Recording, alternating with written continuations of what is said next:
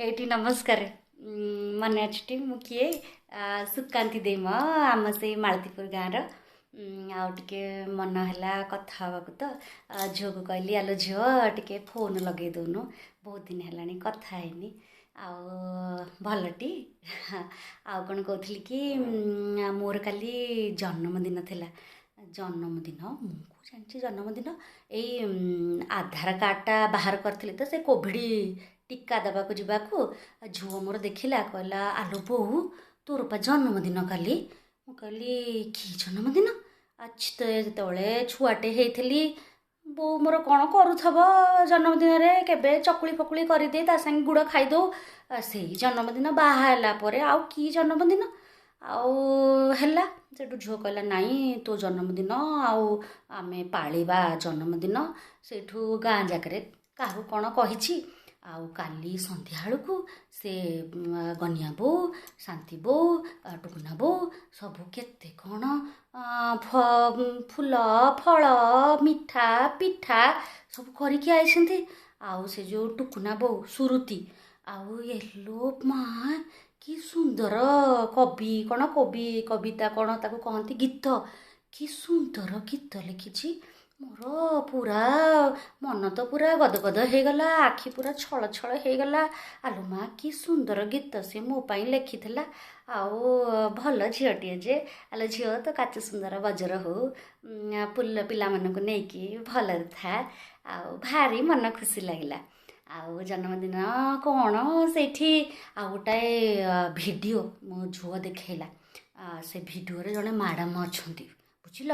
ସେ ମ୍ୟାଡ଼ାମ୍ କହିଲେ ଆଉ ଯଦି କାହାକୁ କେବେ କିଛି ଭଲ ପାଉଛ ମନରେ ରଖିଛ ତାକୁ କହିବ ତମେ କେତେ ଭଲ ପାଉଛ କ'ଣ। ମୁଁ ତ ବେଶୀ ବୁଝିପାରିଲିନି, ଖାଲି ଏଇଆ ଲାଗିଲା ଯେ ଯାହାକୁ ଭଲ ପାଉଛ ମନରେ ଭାବୁଛ ତାକୁ କହିବ ତମେ ଭଲ ବୋଲି। ସେଇଠୁ ମୋର ଇଚ୍ଛା ହେଲା ଟିକେ ଗଦିଆ ବାପାକୁ ଟିକେ କହନ୍ତି। ବାହାଘର ହେଲାଣି ଏତେ ବର୍ଷ ହେଲାଣି ଆଉ କିଛି ମୁଁ କହେନି, ଲାଜ ମାଡ଼ିବ ନା। ଆଉ ସେଇଠୁ ମୁଁ କ'ଣ କଲି, ସେଇଠୁ କାଲି ଥିଲା ତ ଜନ୍ମଦିନ, ସେଇଠୁ ଗଲି ତାଙ୍କ ପାଖକୁ କହିଲି ଆଉ ହାଏ ଶୁଣୁଛ, କିଛି କହିଲି। ସେଇଠୁ ମୁଁ କହିଲି ଶୁଣୁଛ, ଶୁଣ ବା। ସେଇଠୁ କହିଲେ ଆଉ କହୁନୁ। ମୁଁ କହିଲି କ'ଣ ଆଉ କହିବି, ଲୋକଟାକୁ ଗୋଟେ ଭଲରେ କହିବାକୁ ଗଲା କହୁନୁ। ଆଉ ସେଇଠୁ ମୁଁ କହିଲି ହେଇଟି ଆଉ ତମେ ଭାରି ଭଲ ବା। ଆଉ ଏଇ ଜନ୍ମ କ'ଣ 7 ଜନ୍ମରେ ମୋତେ ତମ ଭଳିଆ ସ୍ୱାମୀ ମିଳନ୍ତେ ହେଲେ। ଆଉ ଏମିତି କହିକି ଭାରି ଲାଜ ମାଡ଼ିଲା। ସେଇଠୁ ମୁଁ ଦେଖିଲି କ'ଣ କହୁଛନ୍ତି, କିଛି କହିଲେନି।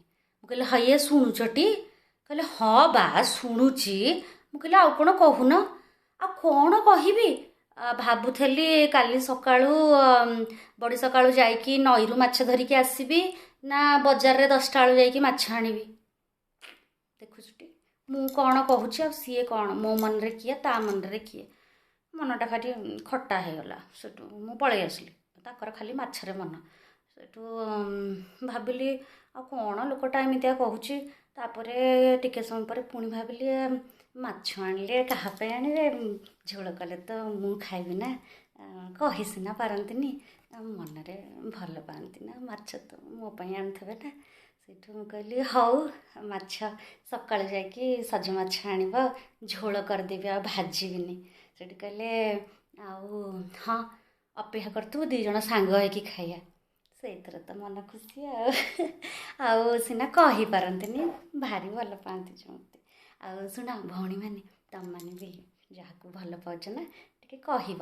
ଆଉ କହିପାରନ୍ତିନି କେତେଜଣ, ମନରେ କିନ୍ତୁ ଭଲ ପାଆନ୍ତି। ଆଉ ଏମିତି ଯେଉଁ କୋଭିଡ଼ ଫୋଭିଡ଼ ହେଉଛି ନା, ଭାରି ମନଟା ଖରାପ ହେଉଛି। ଯାହାକୁ ଭଲ ପାଉଛ କହିଦେବ ଆଉ ଟିକେ, ନହେଲେ ଦେଖେଇଦେବ ଆଉ ହେଲା। ହଉ ରହୁଛି, ବହୁତ ରାତି ହେଲାଣି, ପୁଣି ସକାଳକୁ ଉଠେଇବି ତାଙ୍କୁ ମାଛ ଆଣିବାକୁ ଯିବି ହେଲା। ନମସ୍କାର ନମସ୍କାର।